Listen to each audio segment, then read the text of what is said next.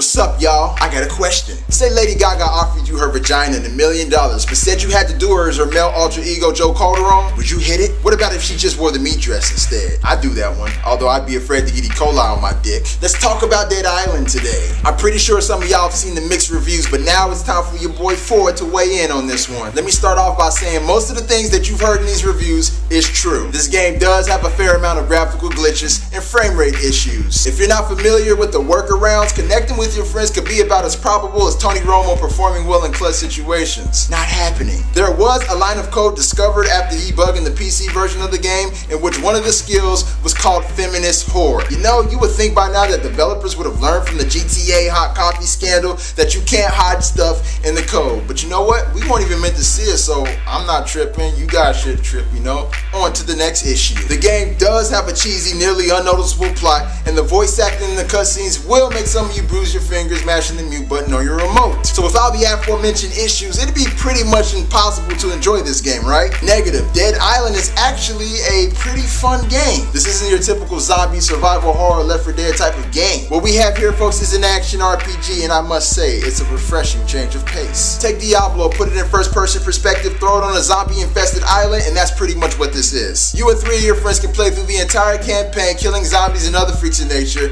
grabbing cash off of their body, weapons and items, leveling up and gaining experience so you can upgrade your skills. You start off in safe zones where you'll basically find all the remaining survivors on the island, and from there you can accept your missions. You have missions for the main story, tons of side missions, and continuous missions like getting this Russian chick some booze that lasts forever. Though there are guns for you to use, the game is pretty much centered around melee combat. The melee combat is tons of fun and actually has a layer of strategy on top of it. You can point out specific limbs on your enemies and go after those. For instance, there are these huge thug zombies that you come across that can knock you on the ground in one punch. So a smart player could go after their arms trying to break those or cut them off so he can't swing at you anymore. Upgrading and modding the shit tons of weapons in this game is a blast. You can take a machete and turn it into an electrical machete, or take a katana and lace it with venom, or go old school and put barbed wire on a bat. And the game is actually challenging. There are some missions in some areas on the island that you really should not travel by yourself. So, you know, co-op gameplay is almost encouraged, and the fact that you can play through the entire campaign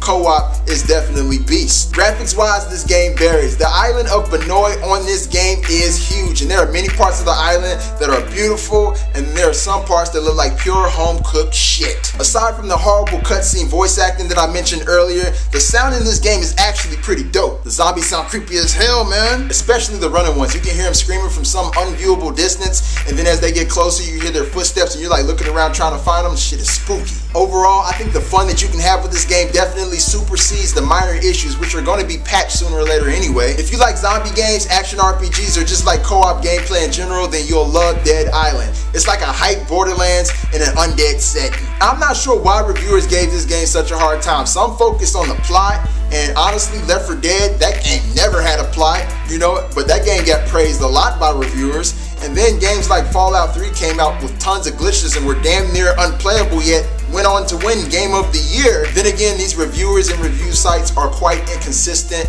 I'm not going to go into why that is, but I will say, as some advice, everybody go out and at least give this game a rent and try it for yourself. Like I said before, there are a few issues with connecting with friends in the game. If any of you guys out there are still experiencing problems, hit me up on Twitter or Facebook, because I pretty much looked up all the solutions and I figured out how me and my friends can play. We've been playing flawlessly for the last few days. Oh yeah, some of the female zombies in the game, man, they be looking right in their bikinis, man. They be having nice luscious fat asses, you know what I'm saying? I'll be thinking, man, that's some good jack off material right there. Actually, if you excuse me a second, I think I'm gonna go do that right now. Deuces!